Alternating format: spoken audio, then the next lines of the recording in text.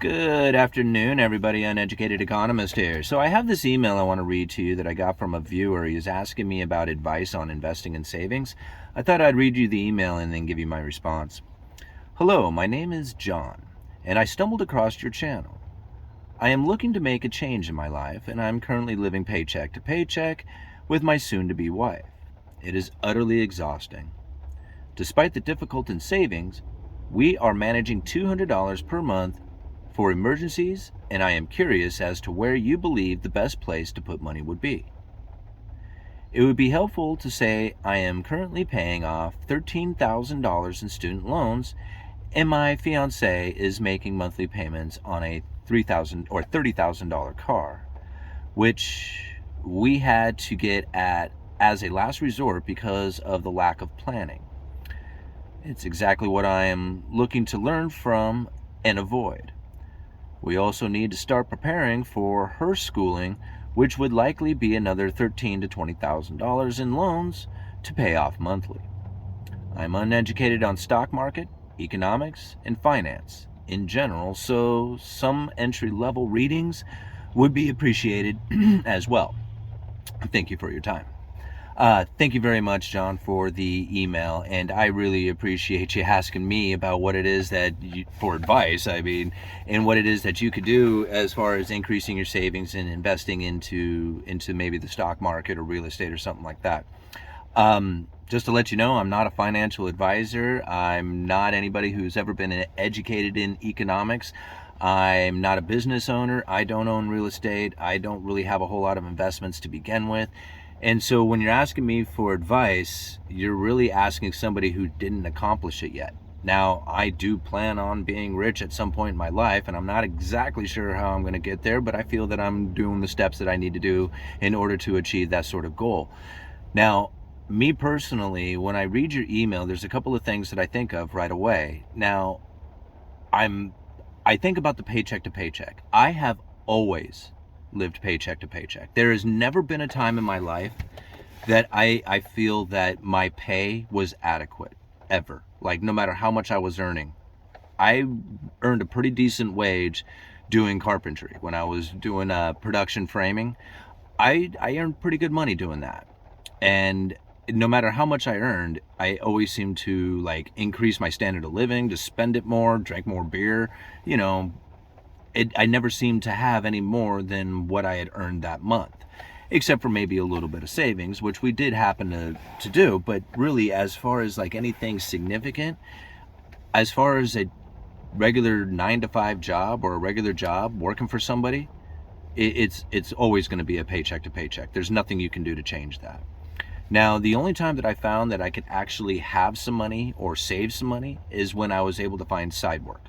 When I did side work, I was able to really pay off debts, pay down, or pay the bills, pay off debts, and then be able to start saving for down payment on, something that I really wanted in my life, like a house, right?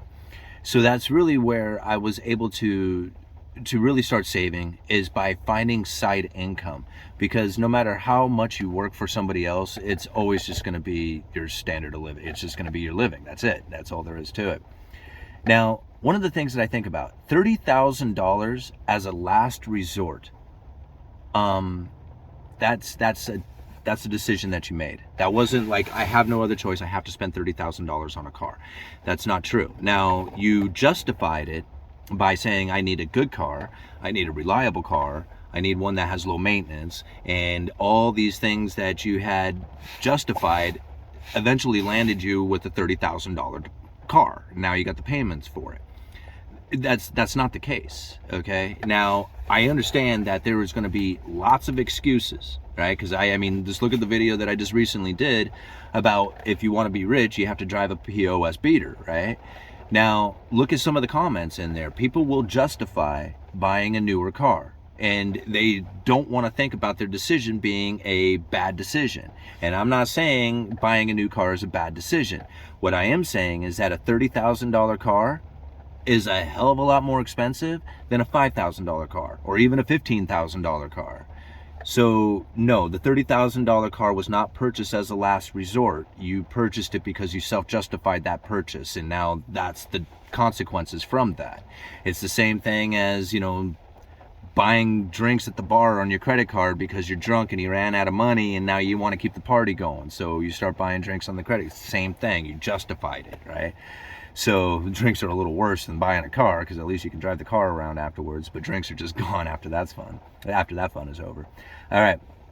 So that's one thing, right? I mean, the vehicle is one of the biggest expenses that people waste their money on, right? I mean, it is like, I see it every day out there, and believe me, like, I look at vehicles, like, I'm thinking, man, I want to buy that new Camaro. Like, I think about that a lot, right? But then I also think about what it is that I could be investing money towards, and how many Camaros I can buy in the future if I was to invest money instead. And I'll just drive the S10 until I can outright buy 4 Camaros, right? I mean, this is what ends up happening when I think about buying the Camaro, is it deteriorates into the idea that I'm going to invest this money instead of buying this luxury item. All right, moving into student loan. This is one that I have a lot of trouble with. This one, right, is because student loan debt is so burdensome on the people, and they don't use their degrees for anything. So if you have a plan set in motion that you're going to get a degree and then advance a career with that degree and use that degree to advance that career, and those things are a symbiotic relationship in order to pay off the debt, go for it, right? Go for it. But just to get a degree because everybody else has one and you feel like you're going to be a loser if you don't get one, I don't understand that. I really don't, because I work with a lot of people who have degrees. My wife works with people who have degrees.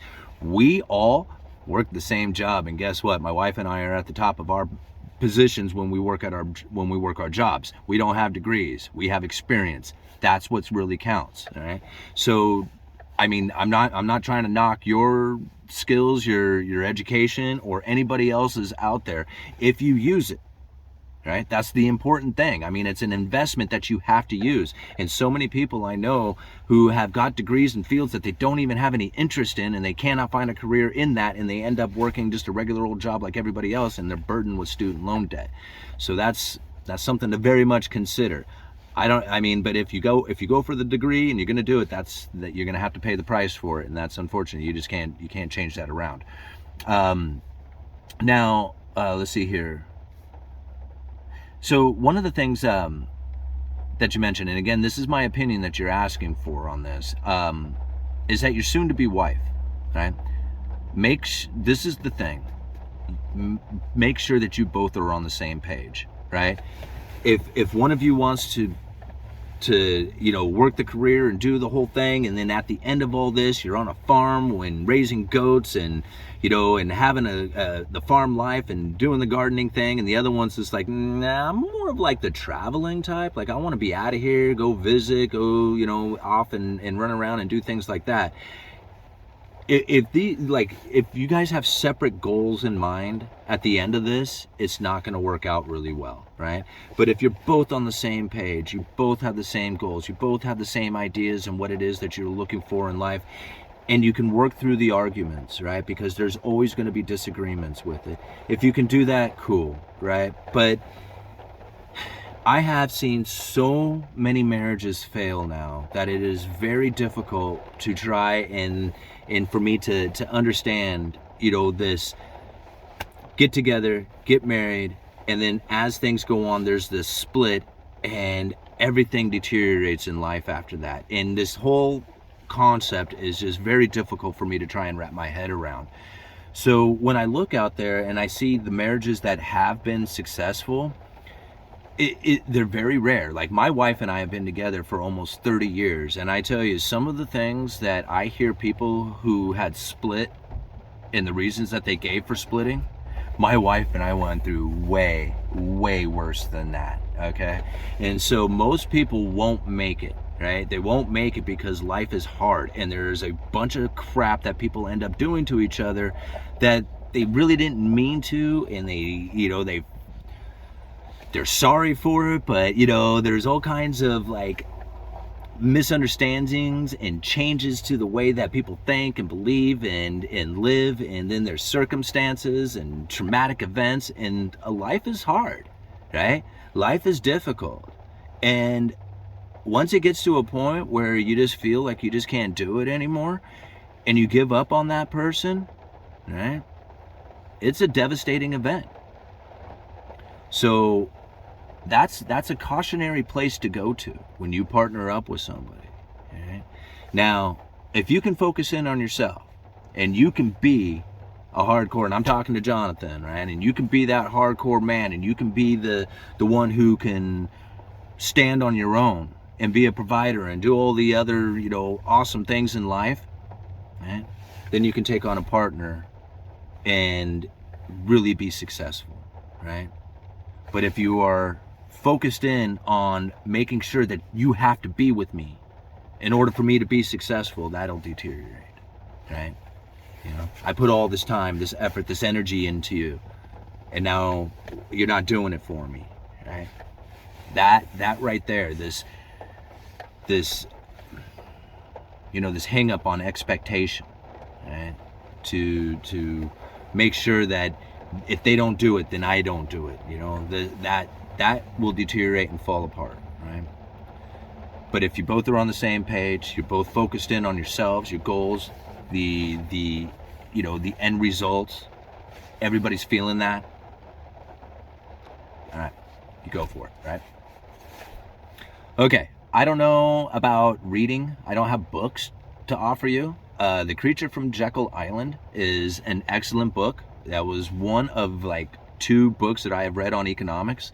The other one is Cantillon's essay on economic theory. Both those books, I think, are great entries into, economics and, what it is that's going on with the Federal Reserve, how they were established, what they're all about. If you can understand, a lot of the stuff that's in the Creature from Jekyll Island, and then you go and read Cantillon's essay on economic theory and learn some of the base theories from back in the 1700s, and if you can recognize a lot of those today, you will probably start picking up a lot of what is happening within the economy and the causes and effects from it. Stick around on this channel. We talk a lot about the bond market. We talk a lot about sovereign debt, corporate debt. We talk a lot about the commodities market. We talk about monetary policy. So following, some good YouTubers out there. There's plenty of them out there. I mean, there's a lot of really good macroeconomic YouTubers out there to follow. So that would be my suggestions, and what I would what I would do as far as my life and in moving forward. When it comes to where to put the money, when you figure that one out, you let me know, okay? If you can figure out where to put the money, I would love to know where I can just make a killer return on my investments. And in fact, if anybody has a good idea on how to make money on killer investments, why don't you just go ahead and leave that comment right down there in the right down there below the video for us all to jump on board and become millionaires with, all right? Okay, Uneducated Economist, you guys let me know. Thank you, Jonathan, for the email. I really appreciate that.